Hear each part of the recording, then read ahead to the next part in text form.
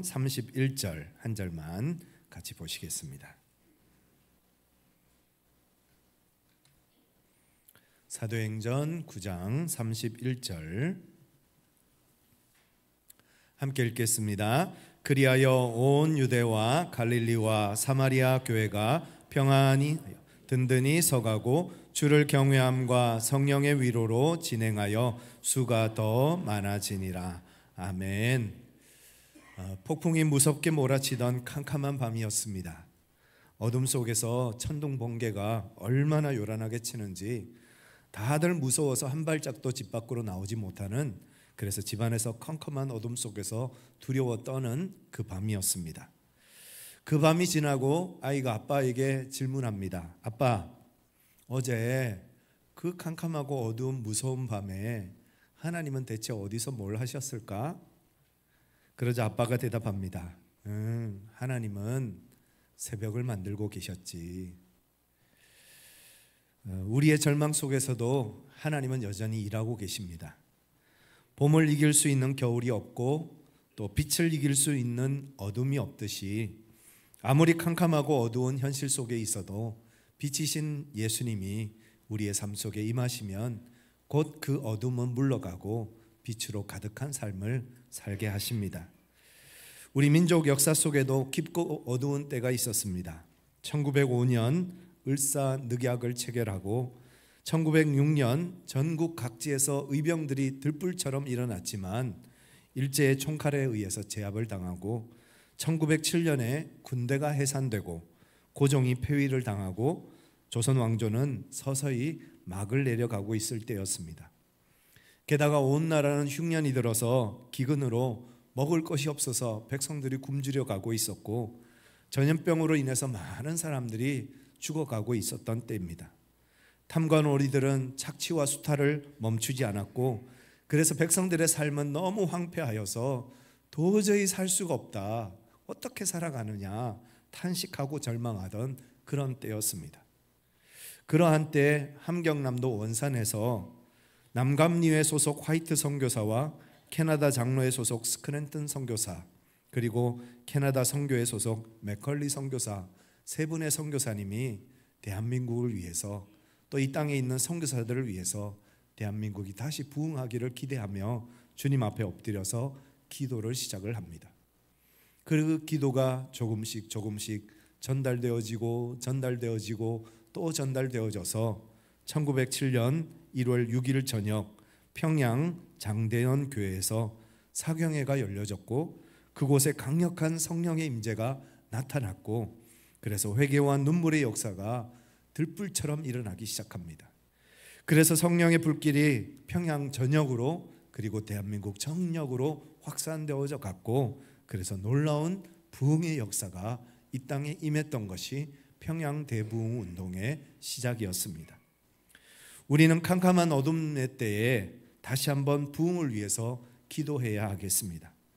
지금 당장 우리에게 부흥을 허락해 주시지 않을지라도 언젠가 우리 자녀들이 또 우리 다음 세대들이 그 부흥의 때를 경험하여서 하나님 앞에 감사하며 예배하는 그날을 꿈꾸면서 우리는 지금 그 세 분의 선교사님들처럼 그렇게 주님 앞에 엎드려 부흥을 구하고 기도하는 저와 여러분들이 되기를 간절히 소망합니다.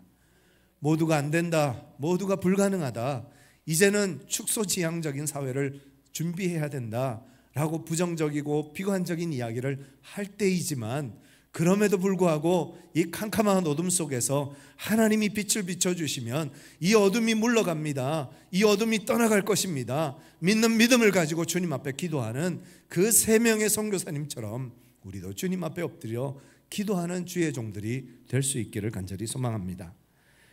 에이피언 에번스라는 분이 부흥은 예행 연습이 없이 주권적으로 예기치 않게 임하는 성령의 즉각적인 활동이다 라고 말씀하셨습니다. 침체된 영혼들에게 성령님이 임하셔서 기름 부어주시고 그래서 마음이 변하고 생각이 변하고 삶이 변하고 그 사람들을 통해서 공동체가 변하고 더 나아가서 나라와 민족이 변화되어지는 놀라운 역사가 일어나는 것이 하나님이 주시는 부흥이라는 것입니다.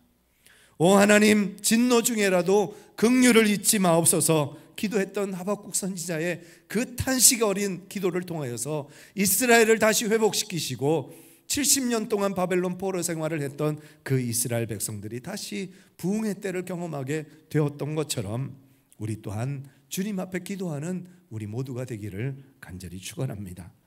우리 교단 총회가 성령의 능력으로 부흥하는 교회라는 표를 가지고 2025년 달려가기 시작했습니다.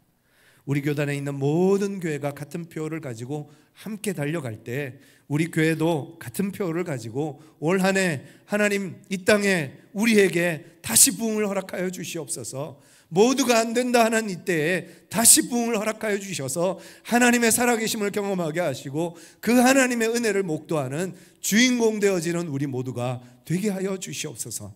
그렇게 기도하는 우리 모두가 우리 교회가 되기를 간절히 소망합니다. 그렇다면 이 땅에 다시 허락하실 그 놀라운 부흥의 때를 기다리면서 우리가 할 수 있는 일은 무엇일까요?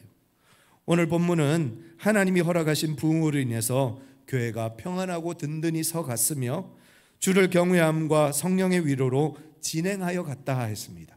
진행했다는 말이 무슨 말일까요? 앞으로 뒤돌아서지 않고 뒷걸음질 치지 않고 계속해서 전진해 갔다는 것입니다. 초대교회는 극심한 박해 속에 있었습니다. 두려움과 공포 속에 있었습니다. 그럼에도 불구하고 굴하지 않고 계속해서 전진해 나아가는 교회였다는 것입니다. 그렇게 했을 때 성령께서 그들 가운데 역사하여 주셔서 초대교회가 양적으로도 부흥하고 질적으로도 부흥하는 놀라운 부흥의 역사를 경험하게 되었다는 것입니다. 우리 창동제일교회가 2025년 양적으로도 부흥하고 질적으로도 부흥하는 놀라운 부흥의 역사를 경험하는 축복의 교회가 되기를 간절히 소망합니다. 그러면 우리가 어떻게 초대교회처럼 양적으로 질적으로 부흥하는 교회가 될 수 있을까요? 어떻게 초대교회는 부흥의 역사를 경험할 수 있는 교회가 되었을까요? 오늘 31절 다시 한번 보시겠습니다. 그리하여 온 유대와 갈릴리와 사마리아 교회가 평안히 든든히 서가고, 자, 그리하여로 시작합니다. 그리하여라는 말은 그 앞에 이유가 있다는 거죠. 그 이유와 원인이 있다는 말입니다. 그럼 앞에 무슨 이야기가 나올까요? 사도행전 7장에 보면 우리가 잘 아는 스데반 집사님이 순교당하는 이야기가 있습니다. 초대교회 이스라엘 공동체 안에서 대대적인 박해와 핍박을 당했는데 그 중에 한 사람 스데반 집사님이 유대인들에게 돌에 맞아 죽는 사건이 벌어졌습니다. 그리고 그때, 그 캄캄한 때, 그 어둠의 때에 하나님의 부흥이 임했다는 것입니다. 여러분, 우리가 절망의 때에, 탄식의 때에 아무런 희망이 보이지 않을 그때가 하나님이 일하시는 가장 적기라는 것입니다. 우리에게는 소망이 없습니다. 우리는 더 이상 희망이 없습니다. 우리가 할 수 있는 것이 아무것도 없습니다 라고 말하는 그때가 하나님이 일하실 수 있는 가장 최적의 때라는 것입니다. 사도행전 8장 1절을 보면 사울이 등장합니다. 사울은 우리가 잘 아는 사도 바울의 히브리식 이름입니다. 예수님을 영접하기 전에 그 바울이 사울이었죠. 사울은 핍박자요 박해자였습니다. 사도행전 7장에 보면 스데반이 유대인들에 의해서 돌에 맞아 순교하시는 그 현장에 이 사울이 사람들의 옷을 지키고 있었습니다. 옷을 지키고 있었다는 것은 적극적으로 가담하는 사람이었다는 것이고 그 돌로 스데반 집사님을 죽이는 일을 지시했다는 뜻입니다. 그 사람이 바로 사울이었습니다. 그 사울이 8장 1절에 보면 스데반이 죽임당하는 것을 마땅히 여겼다라고 말하고 있습니다. 스데반 죽이는 일에 가담했을 뿐만 아니라 그 일이 마땅하다, 당연한 일이다 라고 말했던 사람이 사울이었다는 것입니다. 이후로 예루살렘 교회에 정말 무서운 박해가 임합니다. 사울은 마치 유대인들의 행동대장이나 된 것처럼 기독교인들을 박해하는 일에 최선을 다합니다. 그래서 사도들 외에는 모든 성도들이 그 박해를 피해서 유대와 사마리아 온 땅으로 흩어지는 역사가 일어나게 되어졌습니다. 도저히 그 땅에서는 믿음을 지킬 수가 없으니까 세계 각지로 흩어지는 역사가 일어났다는 거예요. 그런데 여러분, 이것이 교회를 확장되게 만듭니다. 박해와 핍박 때문에 아무것도 할 수 없는 그 지경에 이르렀을 때 하나님께서 교회를 흩으시고 그 일로 인해서 세계 각지의 교회가 세워지는 놀라운 역사를 이루어 가시더라는 겁니다. 우리의 절망이 하나님의 희망입니다. 우리의 끝이 하나님의 시작입니다. 우리는 아무것도 할 수 없다 할 그때가 하나님이 일하시기 시작하시는 적기라는 것입니다. 사도행전 8장 3절에 보면 사울이 교회를 잔멸하였다 했습니다. 여러분, 잔멸했다는 거예요. 얼마나 무섭고 집요하게 교회를 핍박했으면 잔멸했다, 교회인들이 다 사라져 없어졌다, 진멸당했다, 그렇게 말하고 있는 것입니다. 게다가 각 집에 들어가 남녀를 끌어다가 옥에 넘겼다고 했습니다. 여러분, 만약에 여러분 집에 누가 쳐들어와서 경찰들이나 공무원들이 쳐들어와서 당신 예수 믿습니까? 내가 예수 믿습니다 라고 대답하면 그 즉시 여러분들을 체포해서 감옥에 가두고 고문을 하고 처형을 한다. 얼마나 무서운 현실입니까? 우리가 지금 살고 있는 이 현실은 아무것도 아닙니다. 초대교회 성도들이 당했던 그 삶의 현실은 너무너무 무섭고 두려운 현실이었습니다. 예수 믿는다는 그 이유 하나만으로 붙잡혀가서 고문을 당하고 감옥에 갇히고 그것도 모자라 사자밥이 되고 목숨을 잃는 그런 끔찍한 현실 속에서 그 초대교회 성도들이 신앙생활을 했다는 것입니다. 그런 무서운 핍박과 박해를 자행했던 사람이 사울입니다.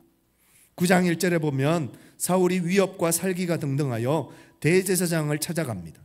그리고 다메섹에 있는 여러 회당에 들어가서 공문을 전할 텐데 예수를 믿는 남녀를 내가 붙잡아서 이 다메섹에서 예루살렘까지 끌고 오겠습니다. 그 다음은 당신들이 알아서 하십시오 라고 요청을 합니다. 자기가 자원을 해서 다메섹까지 가겠다는 거예요. 그리고 그곳에 있는 예수 믿는 사람들 붙잡아서 예루살렘까지 끌고 오겠다는 겁니다. 얼마나 열렬한지, 마치 유대인들의 행동대장, 돌격대장이나 된 것처럼 그 예수 믿는 사람들을 붙잡아서 죽이는 일에 앞장섰던 사람이 이 사울입니다. 그랬던 그 사울이 다메섹을 향해서 올라갑니다. 그리고 하늘에서 호련히 빛이 비칩니다. 그는 땅에 엎드러져서 앞을 보지 못하게 됩니다. 그리고 하나님의 음성을, 예수님의 음성을 듣습니다. 사울아, 사울아, 내가 어찌하여 나를 이렇게 핍박하느냐? 사울이 대답합니다. 주여, 누구시나이까? 그러자 주님께서 말씀하십니다. 나는 네가 나를 박해하는 바로 예수라.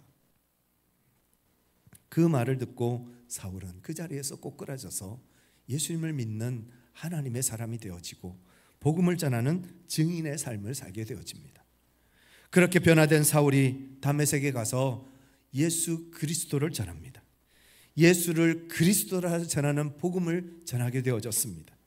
유대인들이 얼마나 황당했을까요? 사울은 분명히 대제사장에게서 공문을 받아서 다메섹에 있는 예수 믿는 사람들을 끌어다가 예루살렘으로 끌고 가는 일을, 그 임무를 맡은 사람입니다. 그래서 예수 믿는 사람들을 추출하고 그 집에 쳐들어가서 예수 믿는 사람들을 다 결박해서 감옥에 가두고 예루살렘까지 끌고 가고 그런 일을 할 줄을 알았어요. 그런데 그 사울이 예수는 그리스도이십니다 라고 담대히 전하는 그 모습을 보았을 때 이 유대인들이 얼마나 놀랐겠습니까? 그래서 유대인들이 사울을 죽이려고 합니다. 그러자 제자들이 사울을 광주리에 태워서 성벽에서 내려보내 급히 피신을 시켜서 사울이 예루살렘으로 향합니다. 예루살렘에 도착한 사울은 바나바와 사도들을 만납니다. 그러나 사도들은 그를 믿지 못하죠. 아니, 며칠 전만 해도 예수님 믿는 사람들 잡아 죽이던 사람인데 이제 예수님을 믿는 사람이 되었다. 누가 믿을 수 있겠습니까? 그때 바나바가 나서서 바울을 변호하고 사울을 대변해 줍니다. 그래서 사울이 사도들과 함께 예루살렘에 출입하게 되면서 예수 이름으로 담대히 복음을 전하기 시작합니다. 그때서야 그 사울이 변화되었다는 것을 사도들도 믿게 되어지지 않았겠습니까? 얼마 전까지만 해도 예수님을 믿는 사람들을 핍박하고 박해하던 그 살인자 사울이 이제 거리에 다니면서 예수님은 그리스도십니다, 예수님을 믿으십시오, 복음을 전하는 그 모습을 보고 나니 믿지 않을 수가 없는 일인 거죠. 그래서 그 일로 인해서 많은 헬라파 사람들에게 복음이 전해집니다.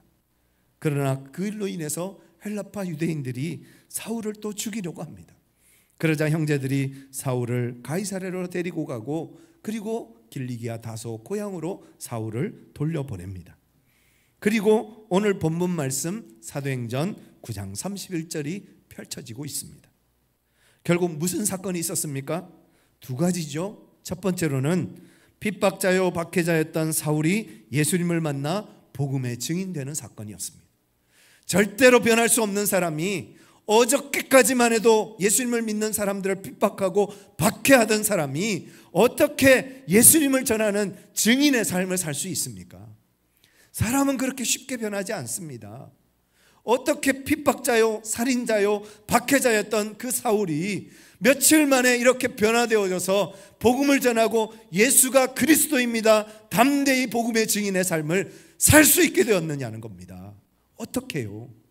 그것은 단 하나, 하나님이 그를 바꾸신 겁니다. 하나님이 그를 변화시키셔서 그 핍박자 박해자를 하나님의 증인, 예수의 증인 삼아주신 것입니다. 어느 정도 호감이 있었던 사람이 변화되었다, 그러면 이해가 되겠죠.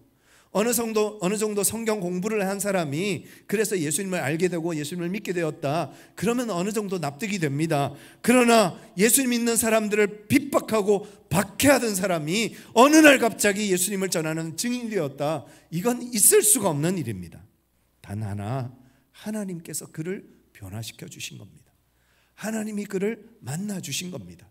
그래서 변할 수 없는 사람이 변화된 겁니다. 예수님을 믿을 수 없는 사람이 믿게 된 겁니다. 예수님을 따를 수 없는 사람이 따르게 된 겁니다. 이것이 바로 부흥이라는 겁니다. 여러분, 우리가 기대하는 부흥은 사람 숫자 많아지는 부흥이 아닙니다. 주님 안에서 사람이 변화되어지는 겁니다. 저와 여러분들이 변화되어져서 예수님을 믿고 따르는 예수님의 증인 되어지고 예수님의 제자 되어지는 역사가 우리 가운데서 일어나는 것입니다. 교회를 들락날락 거리는 그냥 교회만 다니던 사람들이 예수의 증인 되어지고 예수의 제자가 되어지고 그 생명을 주님 앞에 드릴 수 있는 예수님의 일꾼 되어지는 역사가 우리 가운데 일어나는 것, 그것이 우리가 기대하는 부흥이라는 것입니다. 사도들도 처음에는 사울의 변화를 믿지 못했습니다. 사도행전 9장 13절 14절 한번 보실까요? 같이 한번 읽겠습니다. 아나니아가 대답하되 주여, 이 사람에 대하여 내가 여러 사람에게 듣사온즉 그가 예루살렘에서 주의 성도들에게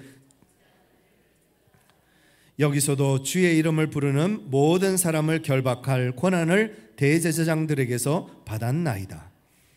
사울이 눈이 멀었죠. 예수님께서 비춰주신 그 놀라운 빛으로 인해서 사울이 앞을 보지 못했습니다. 그래서 주님께서 아나니아를 찾아가라 하십니다. 아나니아에게도 주님께서 임하셔서 얼마 후에 사울이 너를 찾아올 텐데 그를 위해서 기도해 주라, 그러면 눈이 열릴 것이다 라고 말씀을 하십니다. 그때 아나니아가 뭐라고 말씀하십니까? 아니 주님, 성도들에게 적지 않은 해를 끼쳤는데 또 주의 이름을 부르는 모든 사람들을 결박할 권한을 가지고 그렇게 기세등등한 사람인데 제가 어떻게 그 사람을 만납니까? 제가 어떻게 그 사람에게 기도해 줄 수 있습니까? 라고 거절을 합니다. 그랬을 때 주님께서 그가 변했다라고 말씀을 하십니다. 하나님이 하셔야 변하지 않는 사람이 변합니다. 하나님이 하시면 고치지 못할 사람이 없습니다. 하나님이 하시면 바꿔지지 않을 사람이 없다는 겁니다. 사울은 이처럼 초대교회 성도들에게 두려움과 공포의 대상이었습니다. 그에게 잡히는 날에는 나도 감옥에 끌려가서 고문당하다가 죽을 수밖에 없겠구나, 그렇게 무서운 대상이 사울이었습니다. 그런 사람이 변화되었다는 것을 확신하게 되자 초대교회 성도들이 어떻게 합니까? 그를 적극적으로 도와주고 동력하는 동력자가 됩니다. 그를 한 형제로 품어주고 그를 위해서 최선을 다해서 섬기는 삶을 살게 되더라는 것입니다. 여러분, 원수 같던 사울을 형제로 받아줄 뿐만 아니라 그 형제를 위해서 자신의 목숨까지 내어주는 사람들이 초대교회 성도들이었다는 거예요. 여러분, 사울을 피해주고 사울을 보호해주고 사울을 도와주다가 로마 사람들에게 걸리면, 유대인들에게 잡히면 그들도 결국 목숨을 잃는 일이에요. 사울 때문에 목숨을 잃는 일을 초대교회 성도들은 함께 했다는 것입니다. 자신의 생명을 걸고 사울을 도와주었다는 거예요. 무엇을 이야기하고 있습니까? 오늘 본문 31절 다시 한번 보시겠습니다. 같이 읽겠습니다. 그리하여 온 유대와 갈릴리와 사마리아 교회가 평안하여 든든히 서가고, 여기 세 개 교회 이름이 등장하지요. 첫 번째 온 유대, 둘째는 갈릴리, 세 번째는 사마리아. 온 유대에 극심한 핍박과 박해가 임해서 성도들이 뿔뿔이 흩어져서 이스라엘 온 지역과 또 사마리아 지역까지 그렇게 흩어졌습니다. 자, 온 유대의 교회가 세워진 건 교회가 거기서부터 시작되었으니까 그렇다 치고요. 그 다음 갈릴리 교회가 등장합니다. 갈릴리는 어떤 곳입니까? 예수님이 자라신 곳이죠. 작은 시골 어촌 마을들입니다. 그 중에 하나가 나사렛이었습니다. 요즘식으로 말하면 시골 중에 시골, 깡촌 중에 깡촌인, 나사렛에서 무슨 선한 것이 날 수 있겠는가 라고 말할 정도로 사람들에게 아무런 인정받지 않는 정말 시골 중에 시골, 아무도 알아주지 않는 곳, 아무도 인정하지 않는 곳, 사람들 별로 살지도 않는 곳, 그곳이 바로 갈릴리요 나사렛입니다. 그곳에 뭐가 세워졌다고요? 교회가 세워졌다는 거예요. 그리고 그 교회가 어떠했다고요? 평안하고 든든히 서갔다는 겁니다. 두 번째, 사마리아 교회가 등장합니다. 사마리아는 어떤 곳입니까? 북이스라엘이 멸망을 당하고 그 백성들이 아수르로 포로로 끌려갑니다. 그런데 이 아수르 사람들은 특이한 정책을 펼쳤는데 포로된 사람들과 자신의 본토의 사람들을 혼혈을 시켜버립니다. 그래서 혼혈이 되어버립니다. 그리고 그 후손들이, 혼혈이 된 그 이스라엘 백성들의 후손들이 다시 고국으로 돌아와서 정착한 곳이 사마리아 땅입니다. 그래서 그 사마리아 땅에 살고 있는 사마리아 사람들은 정통 유대인들이 보기에는 저주받은 사람들이요, 저주받은 땅입니다. 버림받은 사람들이었습니다. 사마리아 사람들을 개만도 못하게 취급을 했습니다. 유대인들은 사마리아 땅을 밟는 것조차도 싫어했습니다. 그래서 그 땅을 지나가야 할 일이 있으면 일부러 삥 돌아가야 할 정도로 그 사마리아 땅은 저주받은 땅이다, 그 사마리아 사람들은 저주받은 사람들이다 하고 미워하고 싫어했던 사람들이 사마리아 사람들입니다. 그런데 그곳에 뭐가 세워졌다고요? 교회가 세워지고 그 교회가 어떻게 했다고요? 평안히 든든히 서갔다는 겁니다. 무엇을 말합니까? 초대교회 성도들은 차별 없는 사랑의 공동체였다는 것입니다. 지역이 어떠하든 신분이 어떠하든 그들의 과거가 무엇이든 다 묻지 않고 오직 예수 그리스도 사랑 안에서 하나 된 공동체가 초대교회였다는 것입니다. 우리 같이 한번 찬양해 보시면 좋겠는데요. 천사의 말을 하는 사람도.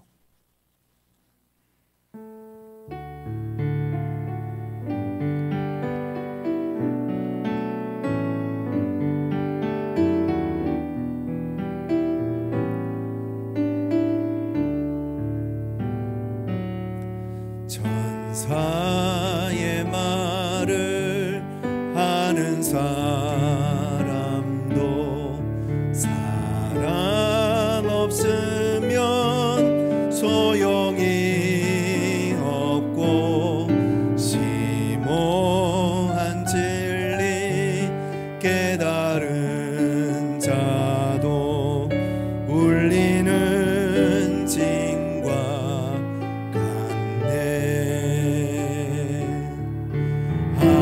하나님 말씀 전한다 해도 그 무슨 소용 있나.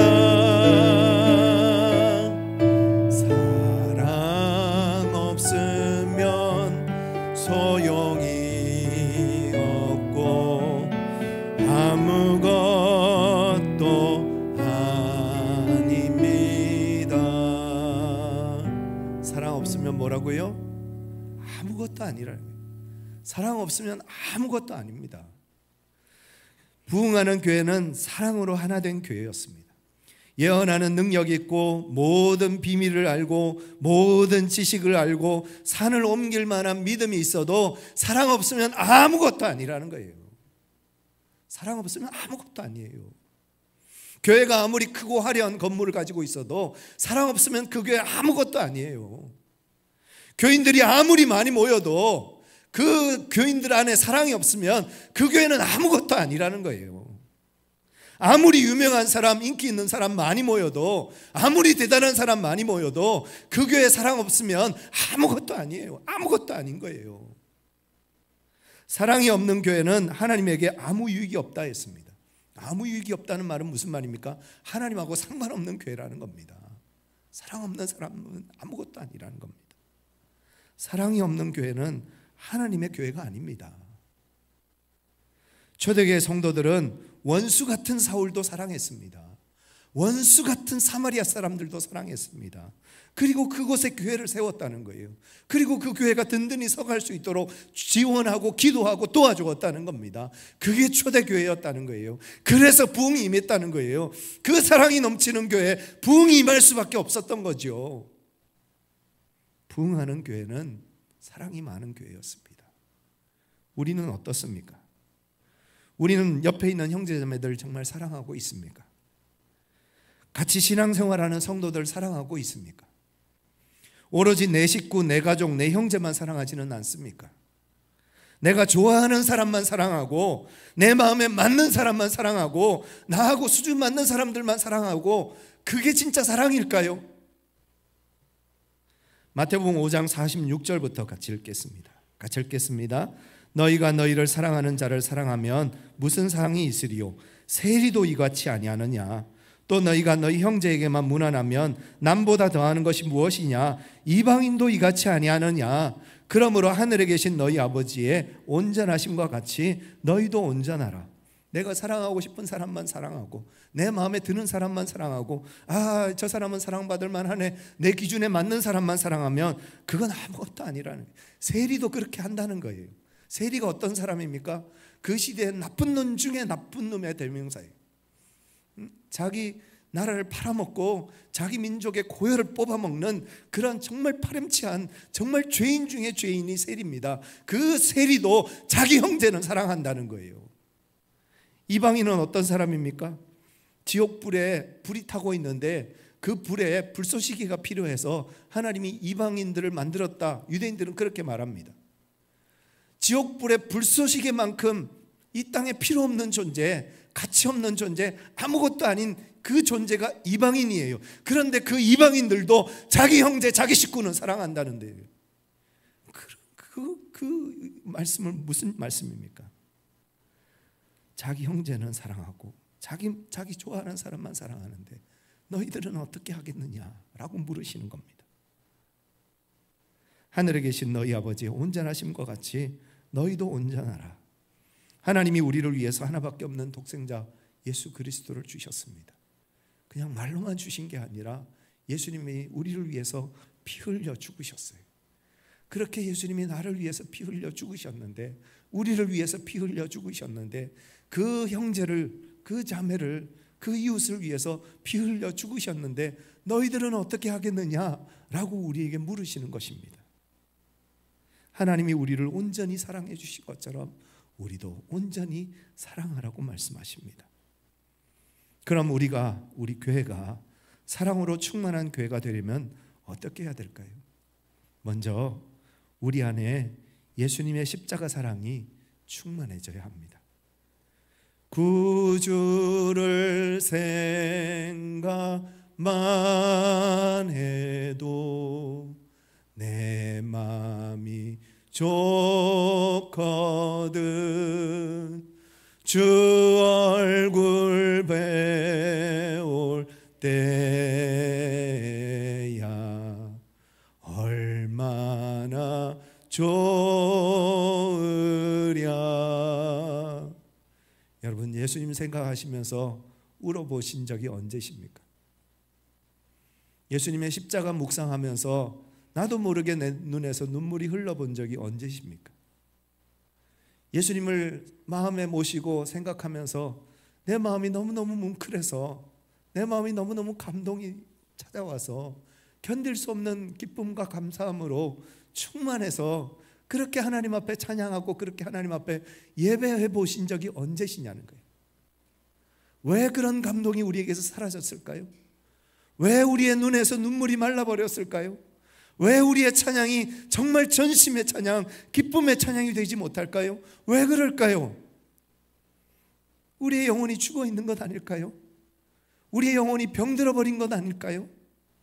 왜 그렇게 하나님을 향한 뜨거운 마음이 식어져 버리고 사라져 버렸을까요? 왜 첫사랑을 우리는 잃어버렸을까요? 우리의 병들어 버린, 어쩌면 죽어버린 영혼을 다시 회복해야 되지 않을까요? 나를 위해서 십자가 지신 그 예수님 생각할 때마다 나도 모르게 내 마음속에서 감동이 밀려오고, 나도 모르게 내 눈에서 눈물이 흘리고, 주님의 그 사랑을 생각할 때마다 나도 모르게 내 마음속에 기쁨이 넘쳐나는 그 은혜의 삶을 우리가 다시 회복하는 이 시간이 될 수 있기를 간절히 소망합니다. 로마서 5장 5절 말씀 같이 한번 읽겠습니다. 소망이 우리를 부끄럽게 하지 아니함은 우리에게 주신 성령으로 말미암아 하나님의 사랑이 우리 마음에 부은 바 됨이니. 하나님의 사랑이 우리 마음에 부어져야 합니다. 하나님의 사랑이 저와 여러분들의 마음속에 부어져야 합니다. 예수님이 나를 위해서 십자가 지셨지? 그래. 예수님이 십자가에서 고난당하셨지? 그렇지. 그냥 머릿속으로만 인정하고 고백되어지는 것이 아니라 내 가슴으로, 내 마음으로, 내 전 존재를 통하여서 예수님의 사랑이 경험되어지고 하나님의 사랑이 부어지는 그 은혜 가운데 우리가 살아야 그리스도인 아니겠습니까? 그 은혜의 사랑이 부어져야 우리가 누구라도 만나면 예수님의 사랑을 전할 수 있지 않겠습니까? 그 사랑이 내게 충만하게 부어질 때 우리 옆에 있는 형제자매들을 사랑하고 그들을 위해서 중보하고 그들을 위해서 헌신하는 삶을 살아갈 수 있지 않겠습니까? 제일 중요한 건 예수님의 십자가 사랑이 우리 안에서 회복되어져야 합니다. 여러분, 교회만 다니는 사람 되지 마세요. 교회만 왔다 갔다 하는 그런 종교인 되지 마세요. 그런 종교인은 구원받지 못합니다. 예수님의 사랑이 경험되어지고 예수님의 사랑이 느껴지고 예수님 사랑이 체험되어져야 그 사람이 거듭난 하나님의 자녀입니다. 그 사람이 영원한 천국을 약속받고 영원한 소망을 가지고 살아가는 사람이 되는 것입니다. 우리 안에 감동과 은혜로 충만한 그 믿음의 삶을 살아가는 저와 여러분들 되시기를 예수님의 이름으로 축원합니다. 하나님, 내 마음에 감동이 사라졌습니다. 내게 은혜가 없습니다. 주님, 나를 불쌍히 여겨주세요. 나를 도와주세요. 나를 고쳐주세요. 나를 치료해 주세요. 그래서 예수님 바라볼 때마다, 예수님 생각할 때마다, 예수님 묵상할 때마다, 십자가를 묵상할 때마다 나도 모르게 감동과 은혜가 충만하게 하시고 그 은혜와 감동으로 주님과 동행하는 삶을 살아가게 해주세요. 그것이 우리의 기도의 제목이 되기를 간절히 소망합니다. 두 번째, 하나님의 사랑이 우리에게 부어지면 자연히 형제자매를 사랑하게 됩니다. 나를 위해서 십자가 지신 그 예수님의 사랑이 나를 향한 사랑이라는 것이 깨달아지면, 그 사랑이 내 안에 충만하면 나같이 똑같은 사랑을, 하나님의 사랑을 받는 형제자매들이 너무너무 사랑스러워 보이고 좋아 보이고 그들에게 주님의 사랑을 나누는 삶을 살게 되는 것입니다. 저와 여러분들을 하나님이 언제 구원해 주셨습니까? 우리가 잘나서요? 우리가 멋질 때요? 우리가 착하게 살 때요? 아니요. 하나님은 우리가 죄인 되었을 때, 우리가 하나님과 원수 되었을 때, 그때 하나님이 우리를 선택하시고 그때 우리를 사랑해 주셔서 우리를 불러주셔서 하나님의 자녀 삼아 주셨어요. 그 하나님의 사랑이 깨달아지면 옆에 있는 형제를 미워할 수가 없는 거예요. 내가 무엇인데, 내가 무엇이관데 나에게 이런 큰 사랑을 베풀어 주셨는데, 그 큰 사랑을 허락해 주신 그 하나님의 사랑으로 내가 형제를 사랑하고 자매를 사랑하고 이웃을 사랑하는 삶을 살게 되게 하시는 것입니다. 주님의 사랑으로 충만한 삶을 사는 우리 모두가 되기를 간절히 소망합니다. 마지막으로, 사랑은 말로만 하는 것이 아니라 행함과 진실함으로 하는 것입니다. 배고픈 형제에게 배부르게 해, 추운 형제에게 따뜻하게 해 말로만 하는 것이 무슨 의미가 있습니까? 먹을 것을 주든지 입을 것을 나누어 주든지 그것이 사랑입니다. 행함 없는 믿음이 죽은 믿음이듯이 행함이 없는 사랑은 죽은 사랑입니다. 예수님이 우리를 위해서 말로만 십자가 지셨다면 어떻게 됐을까요? 예수님께서 우리를 위해서 피 흘려 죽으심으로 실제 못 박혀 죽으시고 피와 물을 다 쏟으시면서 우리를 위해서 죽어주심으로 우리가 하나님의 자녀가 된 것 아니겠습니까? 마지막으로 우리 찬양 한 번 더 하겠습니다.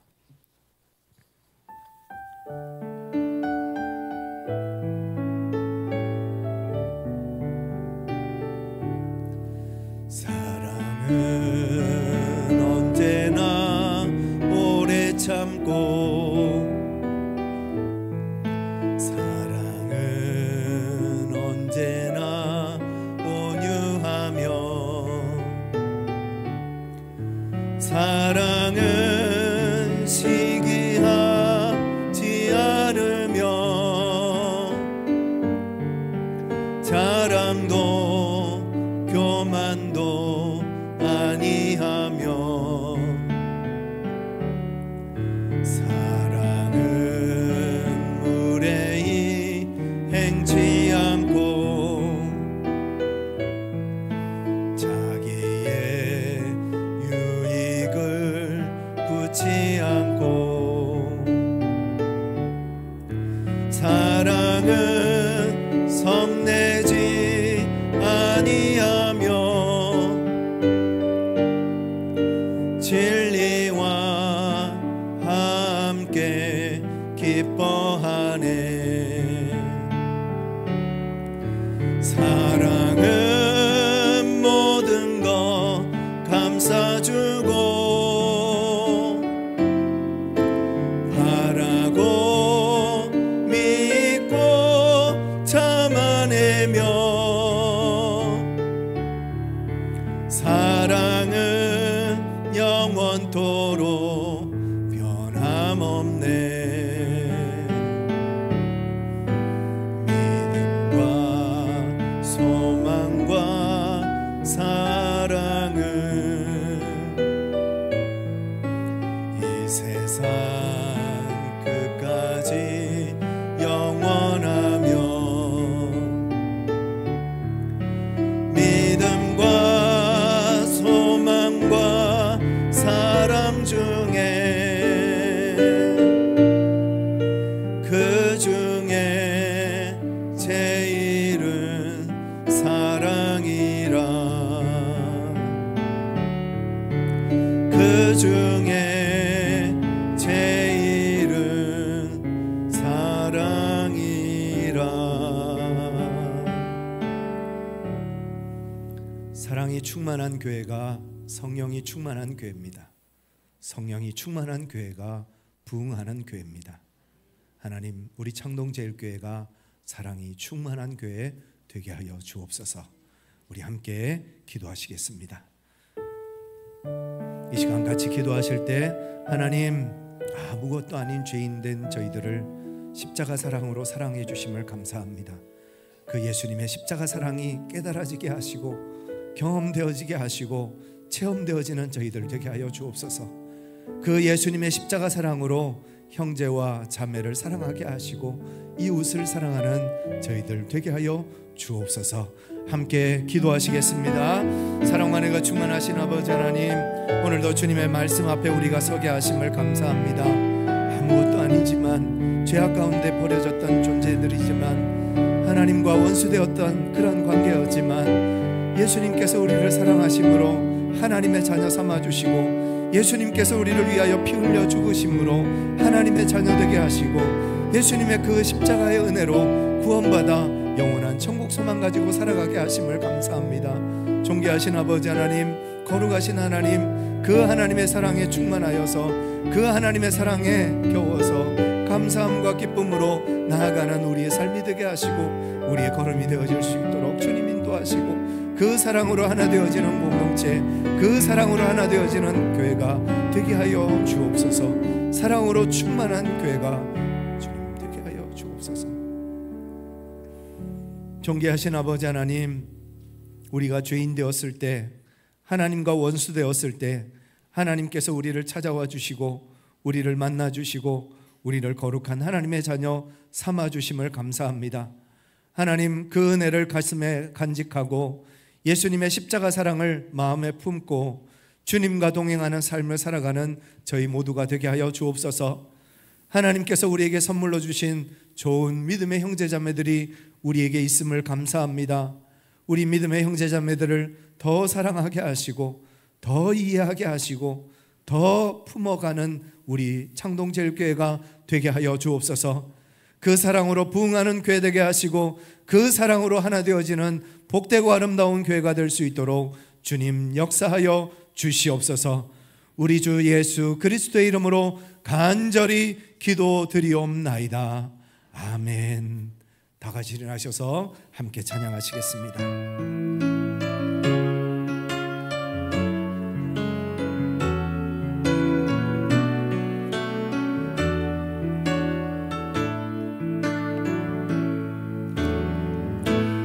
땅의 황무함을 보소서. 하늘